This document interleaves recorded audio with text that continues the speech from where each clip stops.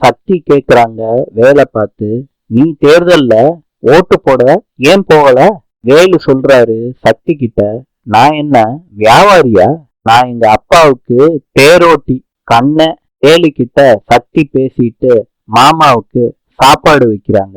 அப்ப சிவபதி கிட்ட சக்தி கேக்குறாங்க, உங்களுக்கு அப்புறம் வியாபார சங்க தலைவரா வேலை நீங்க நியமிக்க போறதா வெளிய பேசிக்கிறாங்க.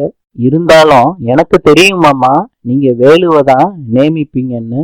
வியாபாரிகளுக்கு நல்லது பண்றது என் புருஷன் வேலுதானே. இப்ப சிவபதி சொல்றாரு, தென்னரசு நல்ல அறிவாளி, மூலக்காரன். அவன் கூட வேகமா செயல்பட ஒரு ஆளு தேவைப்படுது. அவன்தான் வேலுன்னு சக்தி கிட்ட சொல்றாங்க. சக்தியும் சாப்பாடு பரிமாறிட்டு போயிடுறாங்க. சிவபதி சாப்பிட்டுறாரு. அப்ப மீட்டிங் நடக்குது. சிவபதி தென்னரசியும் வேலையும் கூட்டிட்டு வர்றாங்க.